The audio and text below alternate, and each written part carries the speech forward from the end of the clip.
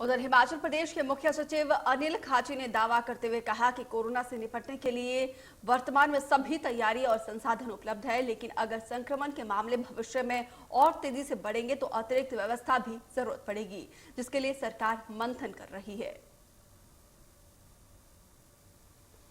तो हिमाचल के मुख्य सचिव अनिल खाची ने कहा कि फिलहाल के लिए सरकार के पास तमाम संसाधन है और वर्तमान समय में कोरोना के जो हालात है इससे निपटने के लिए सरकार तैयार है, लेकिन भविष्य में अगर मामले में ऐसे इजाफा होता रहा तो स्थिति जो है भयानक हो सकती है और इसके लिए सरकार भी लगातार मंथन कर रही है। तो फिलहाल कोरोना से निपटने के लिए तमाम तैयारी है, संसाधन पर्याप्त है, लेकिन भविष्य में अगर हालात ऐसे ही रही, संक्रमण की रफ्तार ऐसी रही तो सरकार इसके लिए भी मंथन कर रही है।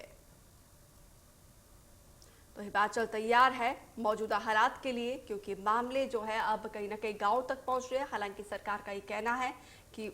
वो जो है कंट्रोल पर है, लेकिन अगर भविष्य में मामले ऐसे ही बढ़ते तो उसके लिए सरकार मंथन करेगी। निश्चय ही स्थिति के जो बन रही थी कोरोना से संबंधित, उसको देखते हुए कुछ बंदिशें लगानी पड़ी हैं और इन बंदिशों का अगर हम अनुपालना देखें तो काफ़ी संतोषजनक स्थिति है। जो भी हमें रिपोर्ट्स ज़िला प्रशासन के माध्यम से, पुलिस के माध्यम से प्राप्त हो रही हैं,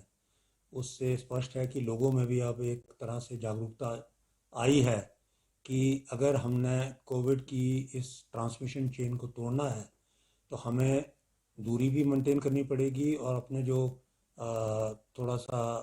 प्रिकॉशंस जो भी इससे संबंधित हैं वो लेने पड़ेंगे। तो अभी मैं तो यही आशा करता हूँ कि जैसे आज अभी तक की रिपोर्ट्स है, अगले 6-7 दिन जब तक हमारा ये रिस्ट्रिक्शंस लागू हैं तब तक लोग इसको अच्छी तरह से फॉलो करेंगे, ताकि हमें इसमें अपना जो एक ऑब्जेक्टिव है इस ट्रांसमिशन चेन को तोड़ने का, उसमें सफलता मिल सके। दो चीज़ें हैं। पहले तो ये एक ऐसा पैंडेमिक है जिसके बारे में बहुत से एक्सपर्ट्स बहुत बारी गलत साबित हुए हैं। इसको प्रेडिक्ट करना कि इसकी पीक आ गई है अभी उचित नहीं होगा। ये तो डेटा ही बताएगा। जब तक कंसिस्टेंटली 8-10 दिन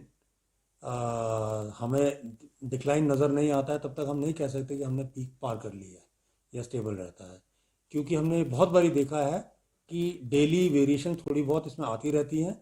और उसका एक कारण खैर ये भी हो सकता है कि कई बारी टेस्टिंग के रिजल्ट्स आने में थोड़ा सा विलम्ब हो जाता है, तो इस वजह से उस समय लगता है कि शायद कम है। इसलिए मैं तो यही कहूँगा कि अभी हम पीक की ओर जा रहे हैं